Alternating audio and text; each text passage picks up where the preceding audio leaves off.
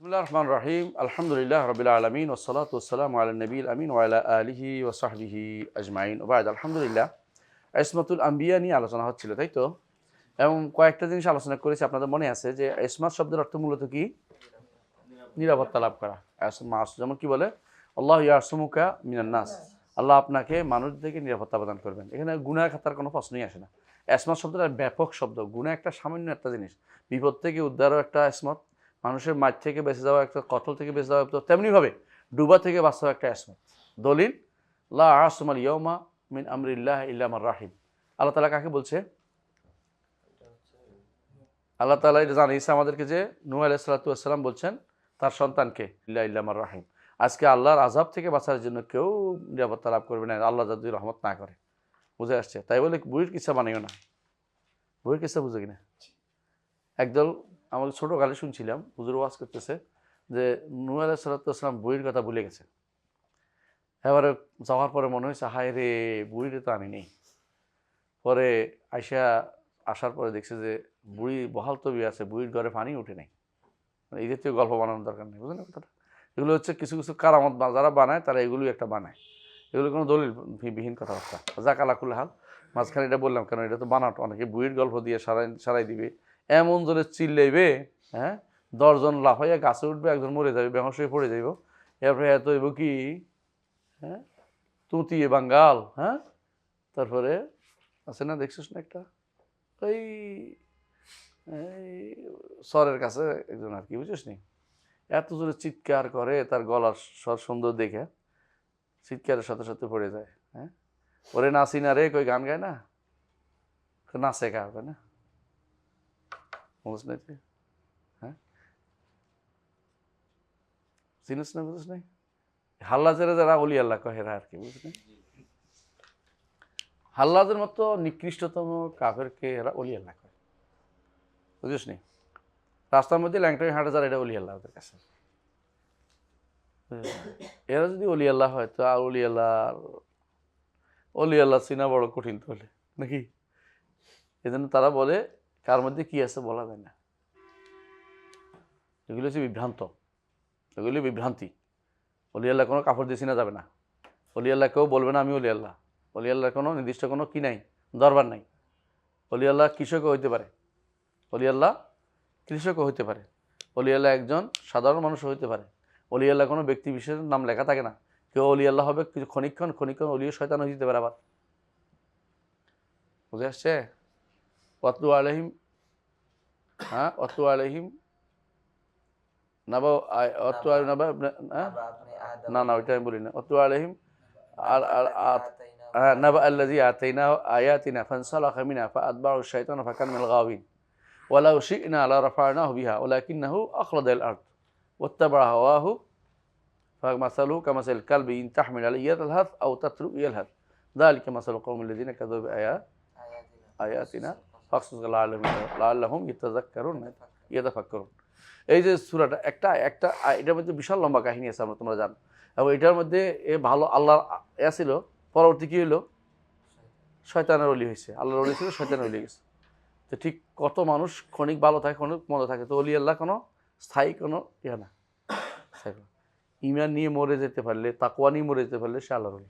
দলিল কোরআনে কারীম, আল্লাহ তাআলা বলেছেন আল্লাহর ওলি ঈমান নিয়ে আল্লাযীনা আমানু ওয়া কানু ইয়াত্তাকুন আলা ইন্না আউলিয়া আল্লাহ লা খাউফুন আলাইহিম ওয়া লা হুম ইয়াহজানুন। এটুকু বইলা তোমাদেরকে বুধ করে রাখে, এটুকু বলে। প্রত্যেকটি দেখবেন যে দরবারের মধ্যে এগুলি আলোচনা হয়, আলা ইন্না আউলিয়া আল্লাহ লা খাউফুন আলাইহিম ওয়া লা হুম ইয়াহজানুন। সুন্দর কথা, কিন্তু এরা কারা? ওরা কারা? এরা কোত্থেকে আসছে? এটা যদি কোনো চিন্তা করা হয় তাহলে আর এটা বলা হবে না। ওরা কোনো ভিন্ন ধর্মী লোক না, এরা এই মানুষটাই। কখনো আল্লাহর ওলি থাকে, কখনো কি হয়, শয়তানের ওলি হয়ে যায়। যখন সে দিন ও শরিয়ার কথা মানুষকে প্রচার করে, সে দিন ও শরিয়া মেনে চলে, তখন সে আল্লাহর ওলি। যখন দিন ও শরিয়া থেকে নিজেকে কি হয় বেরিয়ে আসে, তখন সে শয়তানের ওলি। কথা বুঝাতে পারছি? তাহলে বোঝা গেল মানুষ কখনো সবসময় আল্লাহর ওলির সার্টিফিকেট পাইয়া, জান্নাতি সার্টিফিকেট এরকম রেয়ার। এরকম হচ্ছে ওরাই যাদের ব্যাপারে রাসূলুল্লাহ সাল্লাল্লাহু আলাইহি ওয়াসাল্লাম সরাসরি বলেছেন নবীন, সিদ্দিকিন, শুহাদা, সালেহিন নির্ধারণ করা যাচ্ছে না, আবার শহীদরাও নির্ধারণ করা যাচ্ছে না। বুঝলেন না কথাটা? কে শহীদ বলতে পারবো না, কিন্তু রসুল যাদের সার্টিফিকেট দিয়েছে শুধু তারা। এর মধ্যে হচ্ছেন আশারা মুবাশশারা বিল জান্নাহ, এরা ওলি, কোনো সন্দেহ আছে? সন্দেহ নেই। সিদ্দিক যিনি ছিলেন তিনি কি ওলি ছিলেন না? ওলি ছিলেন না? ওলি। এর বাইরে রাসূলুল্লাহ সাল্লাল্লাহু আলাইহি ওয়াসাল্লাম যাদেরকে জান্নাতের সুসংবাদ দিয়েছেন তারা কি সবাই? সবাই ওলি, সবাই। সাহাবায়ে কেরাম সবাই ওলি পাইকারি পাবে। ওরা সালেহ ছিলেন নিঃসন্দেহে, সমস্ত সাহাবী আল্লাহর ওলি। কিন্তু সাহাবী ওলি বাদ দিয়ে যদি কোনো আমি তাবেঈনও না, আতবাউত তাবেঈন, এরপরে আসছে 500 হিজরিতে আসছে সাইয়েদনা আব্দুল কাদের জিলানী রাহমাতুল্লাহ আলাইহি, তাকে ওলি বলছি, তাই না? আমি অস্বীকার তো হলেও হতে পারেন, কিন্তু তার জান্নাতি হওয়ার সার্টিফিকেট আছে? খাজা মঈনুদ্দিন চিশতি রহমতুল্লাহ আলাইহির কি আছে? শাহজালাল মুজাদ্দিদ ইয়ামানির আছে? নাকি পীরে দস্তগীর না বলে যে, হ্যাঁ, জনাব ফুরফুরার হযরত পীর সাহেব হুজুরের আছে? হ্যাঁ, আব্দুল্লাহ জাহাঙ্গীরের আছে? তার শ্বশুরের আছে? কারণ নাই।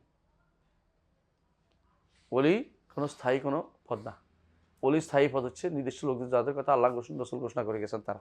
এর বাইরে প্রত্যেকে ওলি হতেও পারে, আবার নাও হইতে পারে। আবার ওলি থাকতেও পারে কিছুদিন, আবার নাও থাকতে পারে। কিছুদিন শয়তানের ওলিতে পারে, আবার আল্লাহর ওলি হয়ে যেতে পারে তওবা করলে। সুতরাং এই দাবি করা যে এদের কোনো এই গুনাহ নাই বা এই জাতীয় কোনো কথা বলা যাবে না, বুঝে আসছে? আলাকুল হাল, আমরা আমাদের জায়গায় আসিতে বলতেছিলাম যে ইসমাতুল আম্বিয়ার মাসালা, নবীরা মাসুমের মাসালা, ইসমাতের মাসালা, তাই তো? লা আসমাল ইয়াউমা মিন আমরিল্লাহ ইল্লা মান রাহিমা, ওখানে আসছিলাম, ওইদিকে এদিকে চলে গেলাম। এই বলছিলাম যে আল্লাহ যদি নিরাপদ না করে কেউ আজকে বাঁচতে পারবে না এই আযাব থেকে, এটা কি ডুবি যাওয়া থেকে। তো বোঝা গেল যে ইসমতের মূল অর্থ হচ্ছে নিরাপত্তা লাভ করা। ইসমতের মূল অর্থ কখনো গুনাহ থেকে বাঁচা, এটা শুধু অর্থ না, এটা একটা অর্থ হতেও পারে, অস্বীকার করছি না, কিন্তু একটা অর্থ, বহু অর্থের মধ্যে একটা অর্থ হচ্ছে গুনাহ থেকে বাঁচা, গুনাহ থেকে বাঁচা। তো আমরা যেটা লিখছিলাম, আপনার মনে আছে কয়টা লিখছিলাম? যে নবীরা, নবীদের ইসমত কি এখানে উল্লেখ আছে না? একটা কি, নবীর সমস্ত নবীর জন্য একটা কি, ইয়াসুমুল্লাহ মিনান নাস, একটা, এটা মুহাম্মদ সাল্লাল্লাহু আলাইহি ওয়াসাল্লামের জন্য খাস। আর সমস্ত নবীদের জন্য যেগুলো, এগুলো এখানে উল্লেখ করেছে। এক নম্বর কি, ওহী গ্রহণের ক্ষেত্রে তাদের কোনো ভুল থাকবে না। দুই নম্বর, ওহী প্রচারের ক্ষেত্রে তারা কোনো ভুল করবে, দলিল দিয়েছে, তাই না? আর ওহী ফিসা বা খারাপ কাজ বা নিকৃষ্ট কাজ, এগুলি ক্ষেত্রে তারা মাসুম, কারণ তাতে করে মানুষের অন্তরে কি না আসে, ঘৃণা আসে। শুধু যুক্তি নয়, দলিলও আছে। দলিলটা কি, ওয়াসতানাতুকা লিনাফসি কাযালিকা লিনাসরিফা আনহু সুআল ফাহশা ইন্নাহু মিন ইবাদিনাল মুখলাসিন। এজন্য দলিল হচ্ছে এটা। বাকি রইল আরো কয়েকটা জায়গা। কয়টা হয়েছে এখন? তিনটা হয়েছে না? তিনটা জায়গা। এটা কয় নম্বর? 4 নম্বর। যে নবীরা কি খাতা, নবীরা ইজতিহাদ করতেন না করতেন না? করতেন। ইজতিহাদ করে যদি কোনো সেটা অনুমোদিত হয়ে যেত, তখন সেটা কি নবীর সুন্নাহ, এবং ওয়াহী হিসেবে বিবেচিত হইতো, যে আল্লাহ তাদেরকে এটা করার জন্য এইভাবেই সুযোগ দিয়েছেন। এবং নবীদের জন্য তখন উম্মতের জন্য এটা কি হইতো, তাশরীহ হয়ে যেত, শরীয়ত হিসেবে গণ্য হয়ে যেত, তাশরীহ হয়ে যেত, বুঝলেন না? আচ্ছা, এর মধ্যে কিছু জিনিসের যে ইজতিহাদ আছে, আল্লাহ তাআলা তার নবীকে এ ব্যাপারে কি করেছেন, সাবধান করেছেন। যেমন ইয়া আইয়ুহান নাবিয়্যু লিমা তুহাররিমু মা আহাল্লাল্লাহু লাকা তাবতাগি মারদাতা আজওয়াজিকা আল্লাহু গাফুরুর রাহিম। হ্যাঁ, আল্লাহ তাআলা অন্য আয়াতে বলেছেন যে মা কান নাবিয়্যুন ইয়াকুন লাহু আসরা হাত্তা ইউসখিনা ফিল তুরিদুনা আরাদাত হায়াত দুনিয়া আল্লাহু ইউরিদুল আখিরাহ আল্লাহু গাফুরুর রাহিম। জি, এরপরে আরেকটি আয়াতে আল্লাহ তাআলা বলছেন, দেখেন যে কোরআনে কারীম আল্লাহ তাআলা বলছেন ওয়াতুখফি ফি নাফসিকা মাল্লাহু মুবদিহি আল্লাহু ওয়া তাখশান নাস আল্লাহু হাক্কান তাখশা। আপনি চুপ করে আছেন কেন? আপনি কথা বলেন না কেন? আপনি মানুষের ভয় করতেছেন, আল্লাহকে ভয় করেন। আপনি বিয়ে করেন, হ্যাঁ, আপনার পালক পুত্রের স্ত্রীর বিয়ে করতে কোনো সমস্যা নাই, কারণ সে তালাক দিয়ে দিছে, এখন আপনি তারে বিয়ে করতে পারেন। আপনি মানুষে কি বলবে এটা আপনি করতে পারেন না।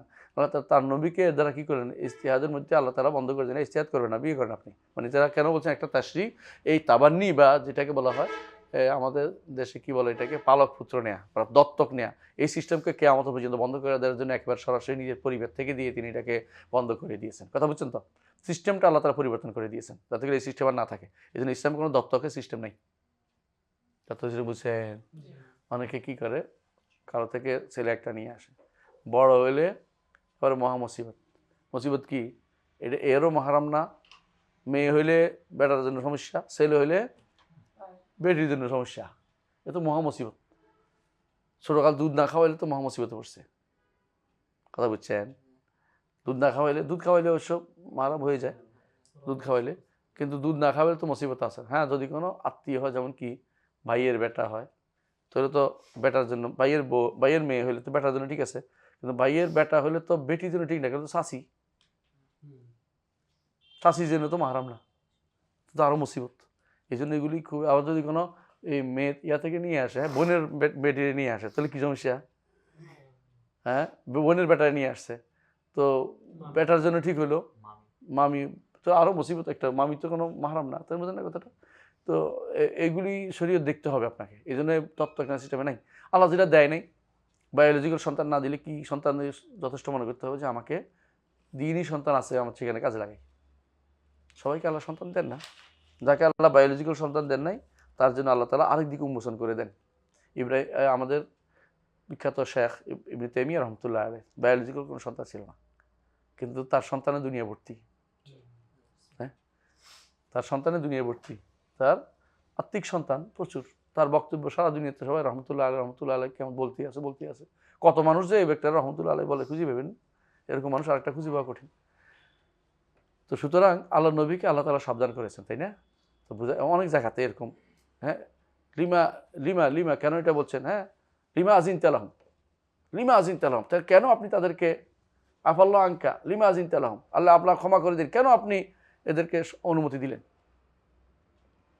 যখন তারা এসে বললো যে আমাদের ঘর সমস্যা, আমাদের এই সমস্যা, আমাকে আপনি যাইতে দিয়েন না, আর আমাকে যাইতে বলেন না।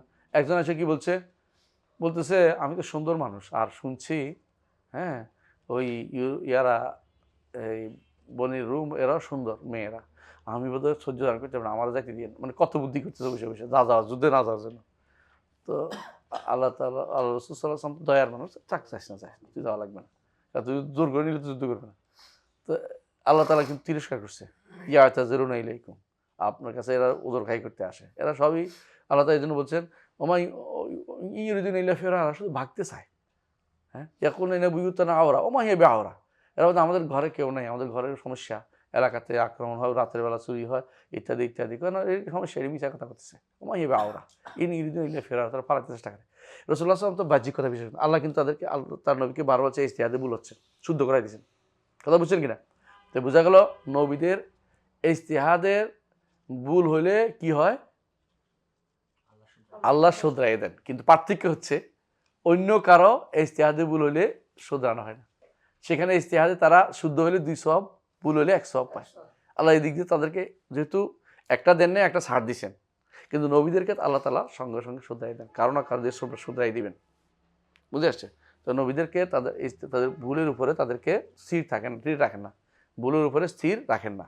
তো এইখানেও তারা কি নিরাপত্তা পাইছে? একটা ভুলের উপরে স্থির থাকা থেকে নিরাপত্তা লাভ করেছে, ভুলের উপরে স্থির থাকা থেকে নিরাপত্তা লাভ করেছে। তো ভুলের স্থির থাকবেন না, এদেরকে আল্লাহ অবশ্যই সংশোধন করে দিবেন, কারণ তাদের কর্মকাণ্ড মতের জন্য কি অনুসরণীয়। তো এই জন্য তাদেরকে স্থির থাকা, আল্লাহ তাআলা তাদেরকে ভুলের উপরে স্থির রাখেন না। কয়টা হইল? বাকি রইল চারটা। বাকি রইল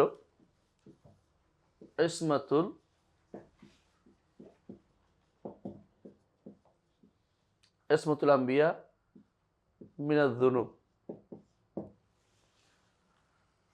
গুনাহ থেকে নবীরা কি নিরাপদ কিনা? হ্যাঁ,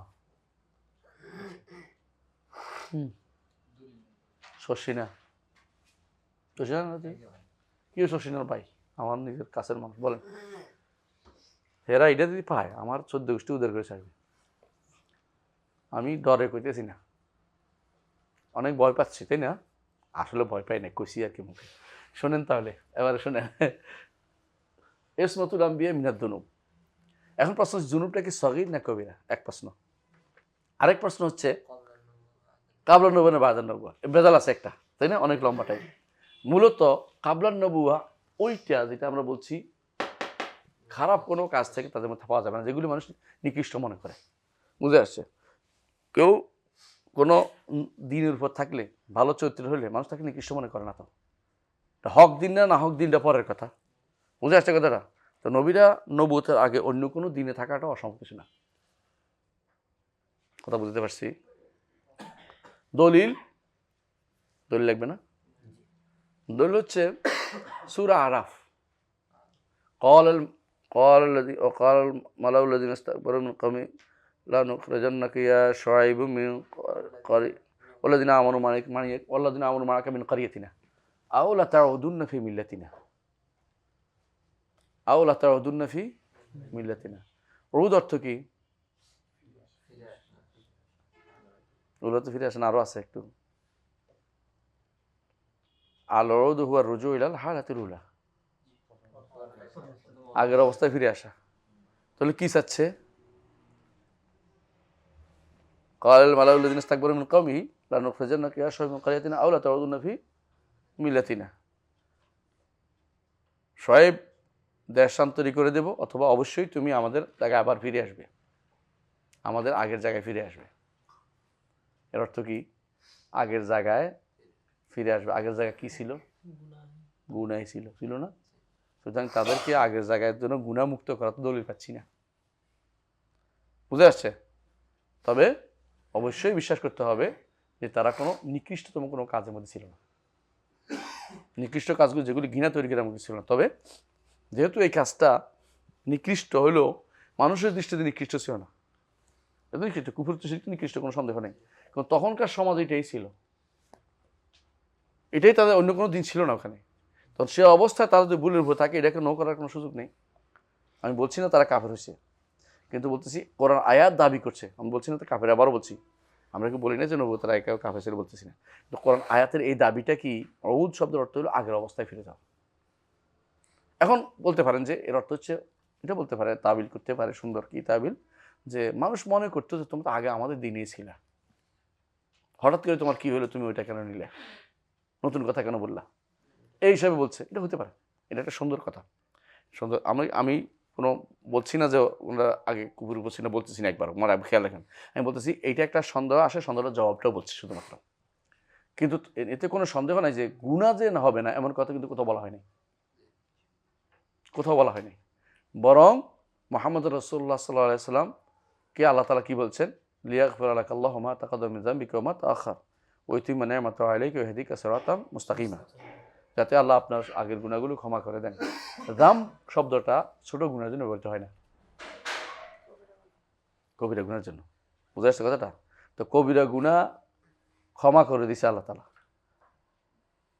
যাতে আল্লাহ আপনার ইন্না ফাতাহনা লাকা ফাতহাম মুবিনা লিয়াগফিরা লাকাল্লাহু মা তাকাদ্দামা মিন যামবিকা ওয়া মা তাআখার ওয়া ইউতিম্মা নি'মাতাহু আলাইকা ওয়া ইয়াহদিকা সিরাতাম মুস্তাকিমা। যাম কাকে বলে? সাইয়্যা হচ্ছে ছোট গুনাহ, যাম ছোট গুনাহকে বলে না। বুঝা যাচ্ছে কথাটা? ছোট গুনাহগুলো সাইয়্যা, বড় গুনাহকেই যাম বলে। আর যার কবিরা গুনাহ হতে পারে তার সগীরা গুনাহ হতে পারে না। বিলাউলা আউলা বলে, তোর কেয়াস আউলা। কেয়াস 3 প্রকার না? কেয়াসে শিমুল,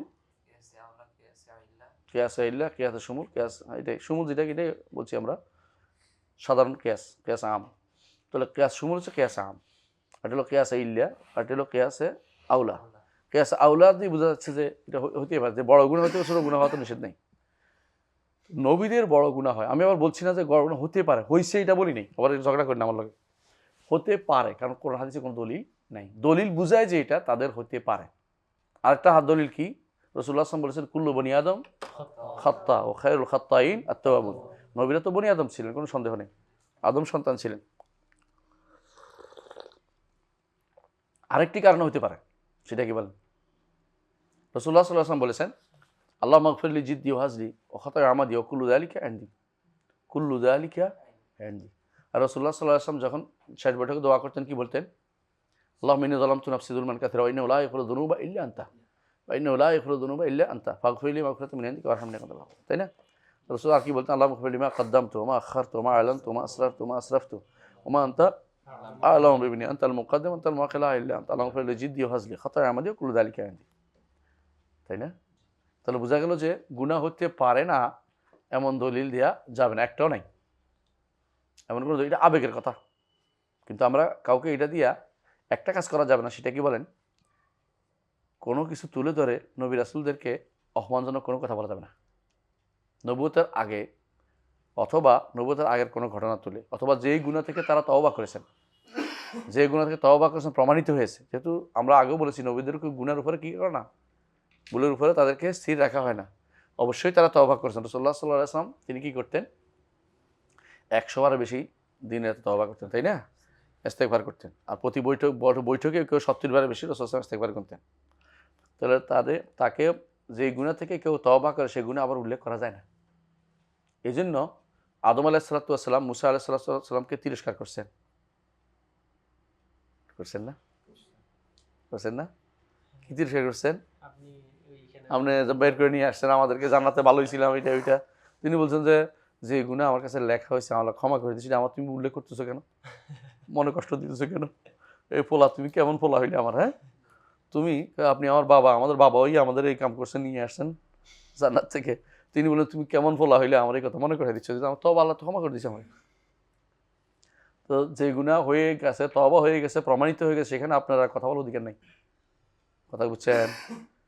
নবী রাসূলদের তো আমরা বলেছি গুনাহের উপর তাদের কি নেই, কোনো স্থির রাখা হয়নি। ঠিক সাহাবায়ে কেরামের একই পর্যায়ে। সাহাবায়ে কেরামের কেন সমালোচনা করা যায় না? কারণ তাদের এই গুনাহগুলো কি ক্ষমাপ্রাপ্ত। আল্লাহ তাদের জন্য জান্নাতের ওয়াদা করেছেন। ওয়া কুল্লান ওয়াদাল্লাহুল হুসনা, প্রত্যেকের জন্য আল্লাহ হুসনার ওয়াদা করেছেন, জান্নাতের ওয়াদা করেছেন।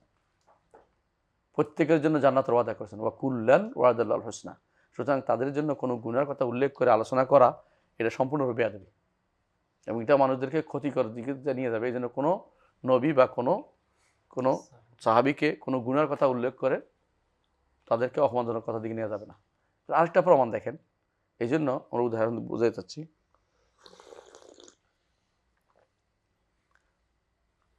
আল্লাহ তাআলা নবী রাসূলদেরকে আল্লাহ তাআলা কি বলছেন যে ওয়া আসা আদম রাব্বাহু ফাগাওয়া, আদম তার রবের অবাধ্য হয়েছে। আসিয়ান অবাধ্য, কঠিন শব্দ এটা, ফাগাওয়া, তারপর তিনি পথভ্রষ্ট হয়েছেন। এইভাবে বলতে হবে, অনুবাদের মধ্যে ভুল করা যাবে না। তারপরে সুম্মা জিতাবাহু রাব্বুহু, কিন্তু আল্লাহ তাকে কি করেছেন, আবার তাকে ইস্তেবা করেছেন, তারপরে তার পথ দেখিয়েছেন এবং তাকে নবী হিসেবে দিয়েছেন। তাহলে বোঝা গেল আল্লাহ তাআলা তাকে যেটা দিয়েছেন পিছনের দিকে, এটা নিয়ে হায় রে কেন এটা করলো, কেন এই জাতীয় কথা বলা যাবে না, এই কথা বলার সুযোগ নাই। বুঝে আসছে কথাটা? এই জন্য রাসূলুল্লাহ সাল্লাল্লাহু আলাইহি ওয়াসাল্লাম তার ভাই ইউনুস ইবনে মাত্তা সম্পর্কে আজে বাজে কথা বলতে নিষেধ করেছেন। তিনি কি বলছেন, লা তুফাদ্দিলুনি আলা ইউনুস ইবনে মাত্তা, আমাকে তোমরা ইউনুস ইবনে মাত্তার উপরে সম্মান দিও না। কেন বলছে? কারণ কেউ হয়তো বলতে পারবে ইউনুস ইবনে মাত্তা এই কাম করছে, আয় রে ইউনুসের এটা ছিল না, ধৈর্য ছিল না, যেগুলো আমাদের তাফসীরের মধ্যে একজন লিখছে, বুঝছেন না? উর্দু তাফসীরের মধ্যে একজন লিখছে না, ইউনুস আলাইহিস সালাম সম্পর্কে এটা জানা যায় না, জায়েজ কাম করছে। আরেকজনে যেটা করছে এটাও না জায়েজ। এটা কি উনি লিখছে কি, নবুয়ত প্রচার আপনার যে ভুল ত্রুটি হয়েছে এই জন্য আল্লাহর কাছে ক্ষমা প্রার্থনা করেন। কোন আয়াতে তাফসীর করেছে এটা? সূরা নাসর। এটা হারাম কাজ করছে, এটা জায়েজ নেই। কেন? নবুয়ত প্রচারে কোনো ভুল হয় না, আমরা আগে বলছি না, নবুয়ত প্রচারে কোনো ভুল কিছু নেই। বুঝলেন না কথাটা? এটাও না জানার কারণে করছে। আল্লাহ ওনাকে ক্ষমা করে দিন, উভয়কে ক্ষমা করে দিন। কেন? ওনারা অনেকেই সঠিক মাসালা তাদের অনেকের কাছে হল ছিল না। বুঝে আসছে কথাটা? আল্লাহ তাকে ক্ষমা করে দিন। কিন্তু আমরা এই পিছনের কথা তুলে ধরবো না। কিন্তু আমাদের কিছু সমাজের কিছু লোক আছে যারা সাহাবায়ে কেরামের পিছনের কথা তুলে ধরে। প্রমাণ দেখবেন, একজনে বলতেছে আমাকে যে মুআবিয়া রাদিয়াল্লাহু আনহু বলেন, মুআবিয়া তার বাপ দুইজনে গেছিল দেখতে। কি দেখতে? ওই কি করে দেখতে গেছে, ধরা পড়ে গেছে আর এবার ইসলাম গ্রহণ করেছে। এই কথা বলা যায় আছে না। মুআবিয়া রাদিয়াল্লাহু আনহুর বাবা আবু সুফিয়ান রাদিয়াল্লাহু হচ্ছে সাইয়্যিদুল ওয়াদি, মক্কা উপত্যকার ইমাম, রাষ্ট্রপ্রধান বলতে পারেন, রাষ্ট্রপ্রধান। আপনাদের কি মনে আছে উহুদের যুদ্ধের নেতৃত্ব কে ছিল? খন্দকের যুদ্ধে উনি, অর্থাৎ কি মানে জাহিলি যুগেও তিনি নেতা। রাসূলুল্লাহ সাল্লাল্লাহু আলাইহি ওয়াসাল্লাম কি বলেছেন, খিয়ারুহুম ফিল জাহিলিয়াতি খিয়ারুহুম ফিল ইসলাম ইযা ফাকিহু। তারা ছিল এই মুআবিয়া বিন ফাকিহ। মুআবিয়া বিন ফাকিহ ছিলেন কার নির্দেশ? ইবনে আব্বাস বলতেছেন মুআবিয়া ফাকিহ। ইবনে আব্বাস তো বলার কথা না, ইনি হাশেমি আর ইনি হলো মুআবি। তারপর হচ্ছে মুআবিয়া ফাকিহ, বলতেছে মুআবিয়া বুঝি ফাকিহ মানুষ। তিনি শুধু এই হাদিস বর্ণনা করেছেন। কোন হাদিস? খালিদ ফাকিহু ফিদ্দিন, মুআবিয়া দিন বর্ণনা।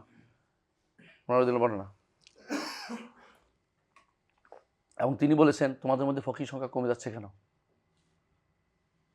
মহাবীর ফকির ছিলেন, বুঝতেন, দিন বুঝতেন, দিনের কঠিন। আর ওনাকে যদি কেউ এই সমস্ত সমালোচনা বিদ্যে নিয়ে আসে অর্থ কি? তার সে দিনের গোড়ায় হাত দিছে, আক্রমণের জায়গায় হাত দিছে, এটা করা যাবে না। তো গুনাহ আমরা যতক্ষণ তো এটা বলছি কাউকে গুনাহগার বানাই নেই, আমরা বলছি গুনাহ হতে পারে, গুনাহ হয়ে গেছে, গুনার জন্য এটা আমরা বলি নেই, বুঝলেন কথাটা? কিন্তু আমাদের বলছি দলিল ভিত্তিকে আপনি বুঝবেন যে কোনোদিন গুনাহ হয় সে এমন কথা, গুনাহ হইতে পারে না এমন কথা কোনো দলিল নেই। তবে গুনাহ হতে পারে এটা হলো মেন কথা। গুনাহ হয়ে গেছে সবার, এটাও আমরা বলছি না। যদি গুনাহ হয়েও থাকে আল্লাহ মাফ করে দিয়েছেন, কারণ নবীদেরকে ভুলের উপরে রাখেন না, আর গুনাহ তো আর উপর আর কথা, ভুলের উপরে রাখেন না, ঠিক রাখেন না।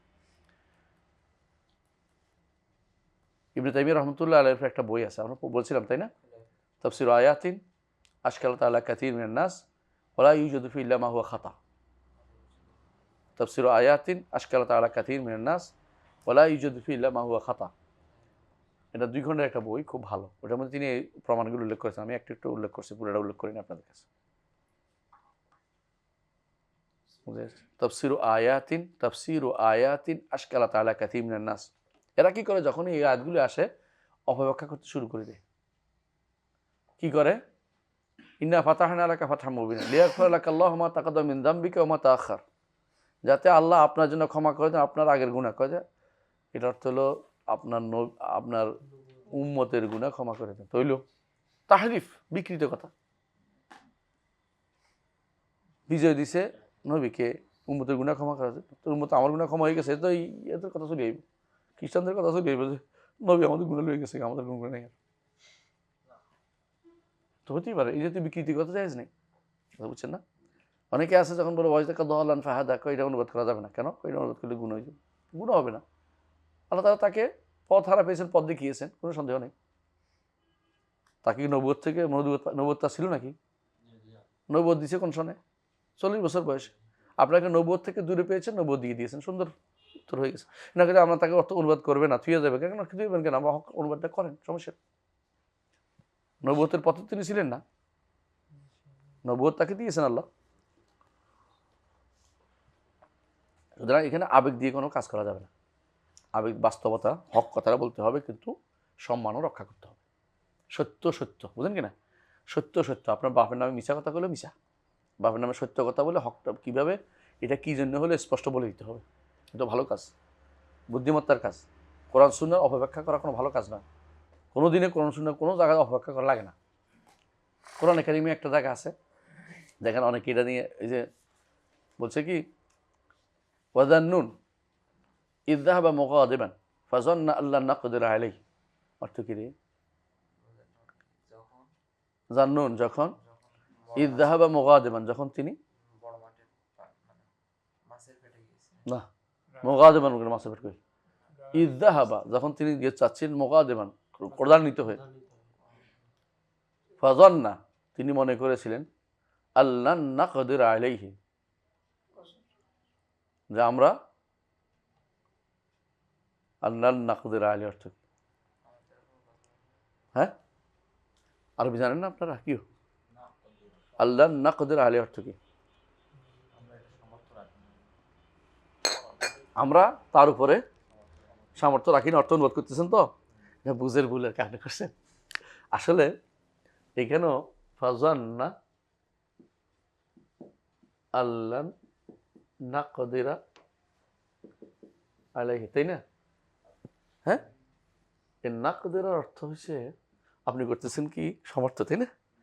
নাস্তাতে আলাই, যে তারে আমি ধরতে পারবো না, এটাই তো নবী কথা মনে করে কোনোদিন না।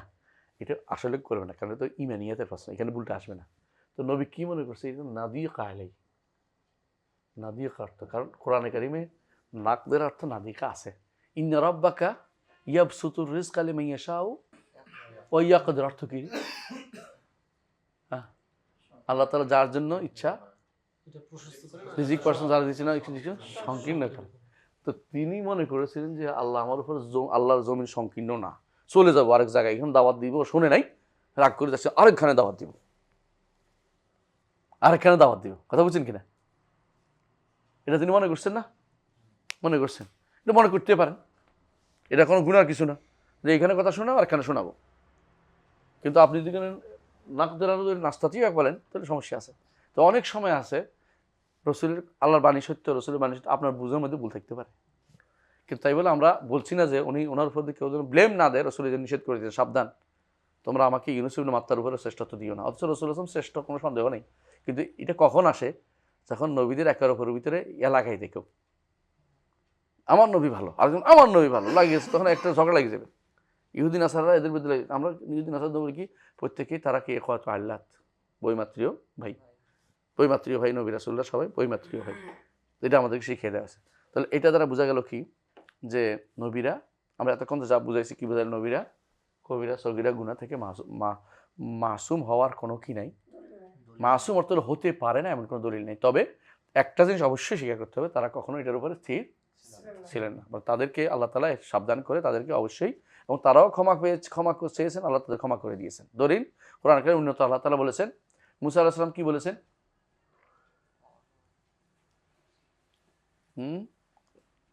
রব্বি ইন্নী কাতালতু নাফসান, হ্যাঁ না আরখানে আছে ইন্নাহু মিন আমালিশ শাইতানি আদুম মুদুল্লিম মুবিন। তারপর হচ্ছে আল্লাহ তাআলা ক্ষমা ফাগাফার আল্লাহ, একটা মনে আসতেছে না, একটা যে তিনি বলেন যে আমি তো ক্ষমা গুনার কাজ করছি, আল্লাহ ফাগাফার আল্লাহ, তারা ক্ষমা করে দিয়েছেন সরাসরি। একটা মনে আসতেছে না, আপনি দেখেন। কি এটা কি, হ্যাঁ তারপর ইন্নাহু, হ্যাঁ তারপরে গাফারাল্লাহ, খেয়াল করছেন তিনি, বুঝছেন তো, মুসা আলাইহিস সালাম যে মারছে সন্দেহ আছে, আল্লাহ মারছে তো সন্দেহ আছে, মরে যাওয়াটা কি গুনাহ না, না সগীরা গুনাহ, অবশ্যই কবিরা গুনাহ অন্তর্ভুক্ত, এটা সগীরা গুনাহ বা কোনো কারণে নেই। যে গুনাহকে ছোট মনে করা সে গুনাহ কবিরা হয়ে যায়। সগীরা গুনাহ উদাহরণ দিতে পারবেন, একটা উদাহরণ দেন তো, সিরিয়াস সগীরা গুনাহ উদাহরণ দিবেন, এটা বড় হয়ে যাব। এই জন্য কোনোদিন কেউ সগীরা গুনাহ উদাহরণ দেয় না, কথা বুঝছেন। আপনি মনে করেন সগীরা গুনাহ, এটা উদাহরণ দিতে পারবেন না, তো আপনি উদাহরণ দিলেই এটা বড় হয়ে যাব। কারণ সগীর অর্থ হলো যেটা আপনার নিজে দেখি ছোট মনে করতেছেন, আর ছোট করার তো কিছু নেই। আর একজনকে মেরে ফেলা, এটা তো কাফারা আছে না, ভুল হইলে তো কাফারা আছে না। কাফারা যে ওই গুণের জন্য আসে, আযাব ওই গুণের জন্য আসে যে গুণের কবিরা, বিল ইজমা, যে গুণের জন্য কি আছে, আখিরাতের আর দুনিয়ার শাস্তি আছে, কাফারা আছে, এগুলি কি কবিরা গুনাহ। তো আপনি এটা মাফ করে দিন, ভুলে করলে করছে তো, তাহলে আপনি হতে পারেন এটা বলবেন না, কি বলবেন, আল্লাহ তাআলা তাদেরকে স্থির রাখেন গুনার উপরে, এটা হলো মূল কথা, কথা বুঝছেন। এই জন্য আলোচনার জায়গা আমরা কেন করি, এটা আলোচনা মূল কথা হলো, আমরা কি এদেরকে নবী রাসূলদেরকে দোষারোপ করার জন্য করছি না, কি জন্য, মাসআলা বানানোর জন্য বলছি, যাতে করে এটার উপর ভিত্তি করে অন্যরা যেন চান্স নিতে না পারে। কারা চান্স নেয় জানেন তো, শিয়ারা কি বলে, ইমামদের নিষ্পাপ, ইমামদের কোনো গুনাহ নেই, ইমামরা নিষ্পাপ, বুঝলেন তো, তাদের ইমামদের কোনো গুনাহ নাই। অথবা ইমামরা আবু বকর ওমর চেয়েও শ্রেষ্ঠ, আবু বকর শ্রেষ্ঠ ইমাম তাদের কাছে আছে, আছে নাই। কারণ ইজমা আলী রাদিয়াল্লাহু থেকে উত্তম কে, আবু বকর ওমর। ওসমান বললাম না, এই জন্য ওসমানের পরে আবু হানিফা রাহমাতুল্লাহ আলাইহি আবু হানিফা কিছুটা আলী রাদিয়াল্লাহু পক্ষে ছিলেন, কিন্তু আমরা এটাও সত্য যে ওসমান হচ্ছে তৃতীয়, নিঃসন্দেহে আলী ইবনে আবি তালিব চতুর্থ। যদিও ইসলামের ক্ষেত্রে তিনি প্রথম ইসলাম গ্রহণ করেছেন বলা হয়, যেহেতু তিনি ঘরে ছিলেন, বাইতুন নবুওয়াতে ছিলেন, তিনি প্রতিপালিত হয়েছেন রসুলের ঘরে, এই জন্য। কিন্তু শ্রেষ্ঠ হচ্ছে আবু বকর, কোনো সন্দেহ নেই। রাসূলুল্লাহ সাল্লাল্লাহু আলাইহি ওয়াসাল্লাম তাকে সিদ্দিক বলেছেন, সিদ্দিক এই মর্যাদা বিশাল, মিনান নাবিয়্যিন ওয়াস সিদ্দিকিন ওয়াশ শুহাদা ওয়াস সালিহিন, আর বাকিরা শহীদ। আলা কুল্লি হাল, আমরা বুঝতে পারছি যে নবীদের বিরুদ্ধে কথা বলা যাবে না, মুখ খোলা যাবে না। তবে মাসআলা জানতে হবে যে এসমতের মাসআলায় বাড়াবাড়ি করার দরকার নেই, যে নবীরা গুনাহ হতে পারে না, কবিরা সগীরা কিছু হইতে পারে না বলার দরকার নেই। এটা বললে অন্যরা শ্বাস নেবে, এক। দ্বিতীয়ত, এটা বললে কোরআন অনেক আয়াতকে আমরা অবহেলা করতে হবে, হাদিসের অনেক কথাকে আমরা অবহেলা করতে হবে, কথা বুঝছেন কিনা। আর অবহেলা আমাদের কোনো দরকার নাই, অবহেলার কোনো দরকার নাই। আরেকটা কারণ যেটা খুবই দরকার, সেটা কি, সেটা হচ্ছে যে সবাই রাখেন, সেটা হচ্ছে যে এইটা যদি বলি যে নবীরা গুনাহ হইতে পারে না, আরেকটা মাসলা চলে আসে এখানে। এটা হচ্ছে মুতাজিলারা এটা নিয়ে ঝগড়া করছে, কার লাগে? আশারীদের লাগে। কি যেন ঝগড়া করছে জানেন তো? কি যেন ঝগড়া করছে? কয় যে যদি গুনাহ এর না হয় তো কেন হয় না? তো মুতাজিলারা কইতেছে যে গুনাহ থেকে মাসুম হওয়া তো মাসুম, কারণ আল্লাহ এতে গুনাহ করতে দেয় না।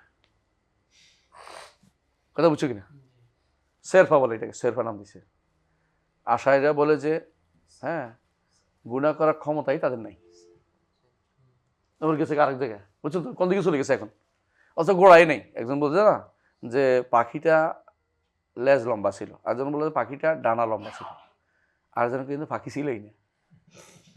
বুঝছেন না?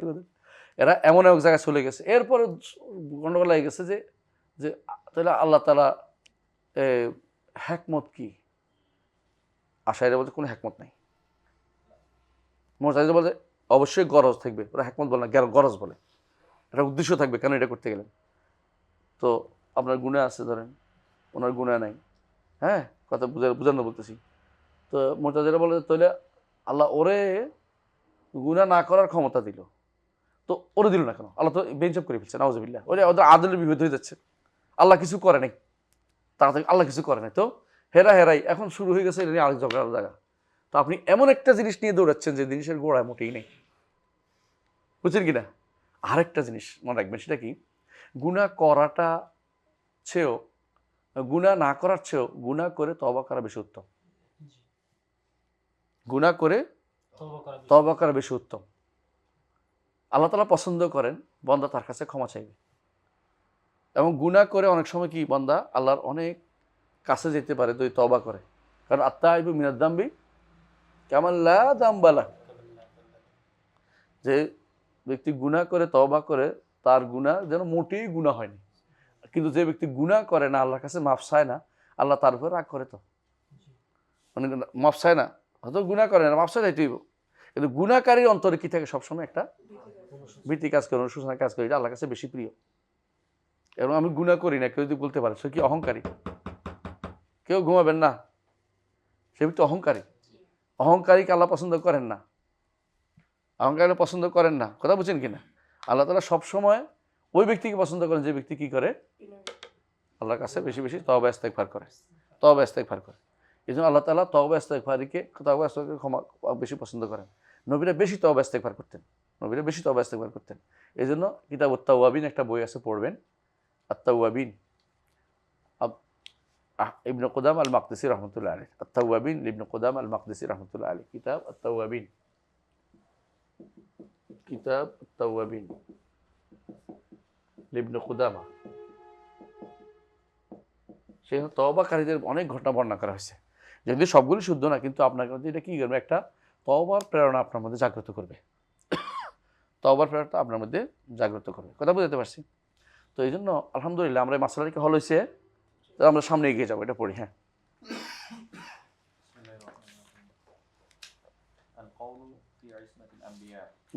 والأنبياء كلهم منزهون عن الصغائر والكبائر والكفر والقبائح وقد كانت منهم জাল্লাতুন খাতায়া। দেখেন, এই কথাটা আমার বিশ্বাস যে আবু হানিফা রাহমাতুল্লাহ বলেন নাই, কারণ ওই যুগের মানুষ এই নিয়ে মতভেদ শুরু হয়নি। এই মতভেদটা পরেই হয়েছে। কারণ আপনি জানেন যে কাবার লোকে মানে জাহিলি যুগও মানুষ বলতে কি বলতো? আল্লাহুম্মা ইন তাগফির জাম্মা ওয়া আইয়ু আবদিল্লাকা মা আলাম্মা। কাবাঘর তোয়াফ করতেন আর বলতেন, আল্লাহ আপনি ক্ষমা করেন, সবাই ক্ষমা করতে পারেন। ও আইয়ু আবদিল্লাকা মা আলাম্মা, আপনি কোন বান্দা আছে যে এলমাম করে নাই, গুনার প্রতি ইচ্ছা করে না, ছোট গুনাহ করে না, এমন কথা কোন বান্দা আছে? তারাও বুঝতো, আরবরাও বুঝতো যে, এবং সমস্ত মানুষের মধ্যে এটাই ছিল যে গুনাহ বান্দার হবেই হবে, গুনাহ থেকে বান্দা কোনোদিন বাঁচতে পারবে না। রাসূলুল্লাহ সাল্লাল্লাহু আলাইহি ওয়াসাল্লাম এটাও বলেছেন, কি বলেছেন? আমার উম্মতের এটাও বলেছেন যে কিছু গুনাহ তার পাবেই পাবে। হ্যাঁ, জেনাল আইনিন নজর, জেনাল আইনিন নজর। তারপর রাসূলুল্লাহ সাল্লাল্লাহু আলাইহি ওয়াসাল্লাম কি বলছেন? যে গুনাহ, সব গুনাহ বলছেন না, তো এই গুনাহগুলিকে আপনি অস্বীকার করবেন, মানুষের গুনাহ নাই কথা কেন বলেন? কথা বুঝছেন? তো সুতরাং এইটা এই যে সিস্টেমটা গুনাহ হইতে পারবে না, এই সিস্টেমটা চলে আসছে কোন সময়? সর্বপ্রথম আসছে মুতাজিলাদের মধ্যে। আর ইমাম আবু হানিফা রাহমাতুল্লাহ মুতাজিলা শুরু হয় না পুরোপুরি, তখন বেদায়াত শুরু হয়েছে 150-এর পরে। মুতাজিলা তখন ছিল কাদেরিয়ারা বেশি ছিল, তাকদির অস্বীকারীদের নিয়ে বেশি ভেজাল ছিল।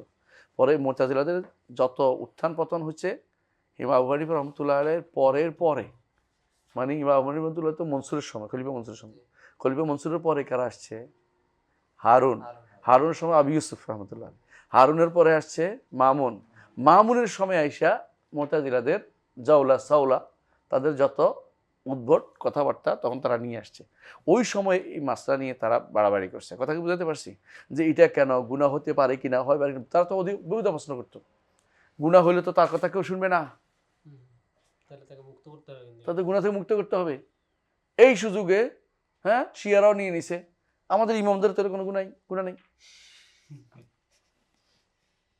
আমাদের ইমামদের কোনো গুনাহ নেই। এই জন্য দেখবেন যে যত শিয়া, সমস্ত শিয়া তাদের ইমামদেরকে বলে কোনো গুনাহ নেই। যত শিয়া এদের প্রথম কথা হলো ইমামদের কোনো গুনাহ নেই। এমনকি এই কারামিতা যারা আছে ওরা, এমনকি যারা এই যে আগা খানই আছে ওরা, আগা খান নাম শুনছেন? প্রিন্স করিম আগা খান, একদম সফা, বুঝছেন তো? কিছু নাই, দায়িত্ব কিছু নেই। প্রিন্স করিম আগা খান হলিউডের নেত্রীগুলোর লগে তার রাত্রি যাপন করে বসে দিয়ে বসে, ডন কুমের বেহুদা খবিস, মরে গেছে বদমাইশ। তো এরা কিন্তু সবচেয়ে নিকৃষ্টতম লোক। এরা কোনো ইমানদারও ছিল না, কিন্তু ওরা এদের ইমাম। ও যখন ভারতে আসছে, ওরা এক ফাল্লায় স্বর্ণ আরেক ফাল্লা দিয়ে এরা মাইফা জান্নাত কিনছে। তো ওর যে জীবনী লেখক ছিল, ও ছিল ব্রিটিশ।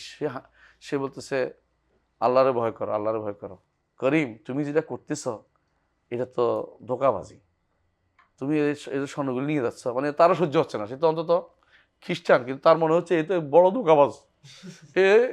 এক পাল্লা তারা বসাইছে, এই স্বাস্থ্য মোটা দেখতে। যদি ও ছবি আছে, এখানে একটা বই দেখবা, ইসমাইলি আল মুআসারা একটা বই আছে জুয়াইরের। তো ওইটার মধ্যে লেখা ছবি সহ আছে। এক পাল্লা সে বসে রয়েছে, আরেক পাল্লা স্বর্ণ দিচ্ছে, যতক্ষণ পর্যন্ত 100 কেজি, ওর ওজন তো 100 কেজি, এর স্বর্ণ না হবে ততক্ষণ উপর দিকে উঠবে না। তাহলে কেন দিবে? এটা দিলে জান্নাত হয়ে গেছে, আর কোনো কথা, কারণ তার তো কোনো গুনাহ নাই। তো এখন তারা বলছে তুমি কি জান্নাত দিতে পারবে? তুমি কি কও, তুমি কি বললে? এটা জোরে এক অট্টহাসি দিছে, যে বলতেছে আলাস্তু খায়রা মিনাল বাকার, আমি গরুর চেয়ে ভালো নয়, আমি তো গরুর চেয়ে ভালো। তো গরুর পূজা করতে কয়দিন আগে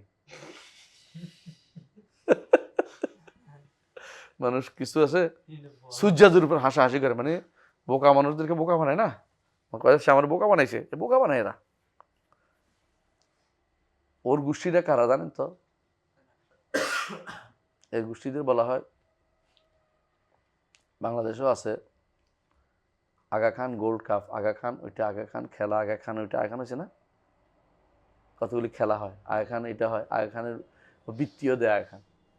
আমাদের ইউনিভার্সিটির এক টিচার আগা খানের বৃত্তি নিয়ে পড়তে গেছে, আর আসে নাই। আমাদের ইসলাম ইউনিভার্সিটি কুষ্টিয়ার এক টিচার, অনেক আগে, সিদ্দিক, ওনার ছেলে হয়, ওনার ছেলে ছিল শেখ,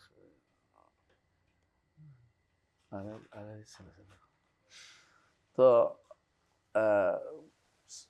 উনি জাকালা কুলে হাল, উনি বিভিন্ন দেশে কাজ করছে, অনেক বড় পণ্ডিত আর কি।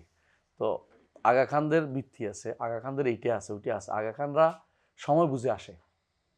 আগা খানের লোকেরা আসছিল যখন এদেশে উদ্দিনদের শাসন চলছিল। উদ্দিনদের শাসন ছিলেন মাসুদ উদ্দিন, ইয়াজউদ্দিন, ফখরুদ্দিন, চিনছেন এবারে? হ্যাঁ, 11 না বলে, 11 না, কুশীলব। ওদের সময় ওরা আসছে, আইসা 1 টাকা দিয়ে, ঢাকা শহরের সবচেয়ে ক্রিম জায়গা হচ্ছে যেটা বাড্ডা, ওইখানে 1 টাকা দিয়ে ইয়া থেকে বিশাল জায়গা নিছে সরকার থেকে, 1 টাকা দিয়ে। কোন জায়গাটা নিছে বুঝছেন তো? বসুন্ধরার ঢুকার রাস্তা দেখবেন বিশাল এলাকা দিছে আগা খান রে, ইউনিভার্সিটি করার জন্য। আর এখন কি পড়াইব রে, কি বানাইব? বাতিনি ফেরকার লোক বানাইব। আগানের পড়া কি কোরআন হাদিস পড়াইব? ঠিক জায়গা মতো আসছে, সময় মতো আসছে, ওরা আইসা ওইটা উসুল করে নিয়ে গেছে গা। আগা খান যখন বিমান থেকে নামে তখন কি হয় জানিস? মাটিতে পা দেয় না। কিসে পা দেয় জানিস না? চুলের মধ্যে। চুল, মেয়েরা চুল বিছিয়ে রাখে, যার চুলের উপরে পা পড়বে তার বিয়ে হবে, চুলের উপর পা যদি না পড়ে সে বিয়ে হবে না। চুল বিছিয়ে দেয়, সে মাটিতে পা দিবে না। বিমানবন্দরের ভিতরে স্পেশাল তার জন্য ব্যবস্থা থাকতে হয়। তাদের ধর্ম পালনে কোনো বাধা নেই, যত বাধা শুধু ইসলাম, হ্যাঁ, বিশুদ্ধ আকীদার প্রচারে বাধা শুধু। তো আমাদের বাধা নেই, আলহামদুলিল্লাহ, আমরা দিচ্ছি তো, তাই না? আমাদের দেশে বাধা নেই, ভালো আছি আমরা। আমাদের দেশে অনেক ভালো মানুষ আছে এখনো, যারা আমাদেরকে বাধা দেয় না। তো আগা খানের এই পাশে ওই পাশে চুলের মধ্যে মেয়েরা চুল বিছিয়ে শুয়ে থাকে, হ্যাঁ। আর আগা খান অল্প অল্প করে হেঁটে হেঁটে যাতে করে প্রত্যেকের পায়ের মধ্যে, চুলের মধ্যে পা পড়ে, সবার যাতে বিয়ে হয়। হ্যাঁ, তুই বুঝছিস, সবার জন্য বিয়ে হয়, বুঝছিস না? এত কিছু বানাইছে। বাংলাদেশে আছে, কিন্তু এরা বাংলাদেশে এরা আছে, বিশাল সংখ্যায় আছে। কোথায় আছে? এরা সবচেয়ে বেশি অর্থলিপ্সু ব্যবসায়ী, কোটি কোটি টাকার ব্যবসাদের, বুঝছিস কিনা? এই গোষ্ঠী বাংলাদেশে যে সেক্টটা আছে, এই যে অনেকেই চিনে না, কিন্তু আমরা বুঝি কি জন্য? যখন ব্যবসায়ীদের খুঁজিবি দেখি যে ব্যবসায়ীগুলি সবগুলি হচ্ছে আগা খানি। সেটা একটা বিশাল গোষ্ঠী আছে ওদের, যাদের নাম এখন বলবো না, কোনোদিন নাম বলবো, এখন বলবো না। কেন? এখন অনেকে ক্ষমতা থাকতে পারে। এদেরকে ভালো করে খোঁজ নিয়ে দেখো, এদের অনেকেই আগাখানি আছে, তারা ক্ষমতায় আছে, অনেকে আগাখানি থাকতে পারে। আজিজ মোহাম্মদ ভাই একজন নাম শুনছ? বাহাই ছিল, সেও বাহাই ধর্মের। এদেশে যা ইচ্ছা তা অপকর্ম করে গেছে, বুঝছিস? বাহাই।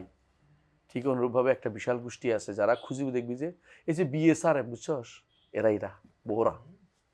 বোহরা যাদেরকে বলে, বোহরা স্টিল মিলস, এই বোহরা হচ্ছে আগাখানির লোক। যতগুলি বোহরা আছে আগাখানির লোকেরা, আগাখানের লোক। বোহরা চিনছিস নেই? চিটাঙ্গের বোহরা চিনিস নেই? চিনিস না? চিটাঙ্গের কে আছে তুই না? চিটাঙ্গের কেউ নাই? আচ্ছা, না থাকলে পাইছিলাম, আল্লাহ আছে, তো আমাদের দেশে বদনামি করে। বোহরা স্টিল মিল, এই জন্য BHRM, বোহরা স্টিল, বুঝো তো? BSRM, Bohra steel rolling mills. এটা বোহরা মানে হচ্ছে আগা খানের লোক, এদেরকে বোহরা বলে, আগা খানদের বোহরা বলে। বাহাই আরেকটা সম্প্রদায়, বাহাইরা আরেকটা সম্প্রদায়। বাংলাদেশ এদের মূল কাজ হচ্ছে অর্থ সংগ্রহ করে, প্রচুর পরিমাণ অর্থ মালিকেরা, স্বর্ণ ব্যবসায়ী, আন্তর্জাতিক গোল্ড স্মাগলার বিষয়। এদের বেশিরভাগ জায়গা হচ্ছে দক্ষিণ আফ্রিকা, এবং এদের অনেকেই গুজরাট, ভারতের অবস্থান করে। কেউ যদি হজে যায় দেখবে ওদের টুপিটা এরকম জরি মাখা, ওদের দেখলে চিনা যায় বোহরা বলে। ওদেরকে মানা করতে পারে না সৌদি সরকার, কেন জানো? ওখানে সৌদি সরকার মানা করে, কইবে যে আমাদেরকে হজ করতে দেয় না। আর ওদের বোহরাদের ওয়াকফ আছে, ওখানে বাড়িঘর আছে, ওয়াকফ করা আছে, মানে ওখানে করছে যাতে করে কেউ কারো কাছে যাইতে না হয়, কোনো ভাড়া থাকতে না হয়। কয়জন থাকবে, কয়জন যাবে তার নির্ধারিত আছে। বিয়ে করতে হলেও অনুমতি লাগবে ছেলে যুবকের, দিন মানতে হলে অনুমতি লাগবে, টাকা জমাইতে হলে অনুমতি লাগবে। মানে পুরো একটা বদ্ধ একটা সমাজ। এদের কাজ হলো বরকত আহানি, বরকত নেয় শুধুমাত্র। যাক, আলাকুল হাল, বোহরাদের কথা বাদ, আসল কথায় আসে।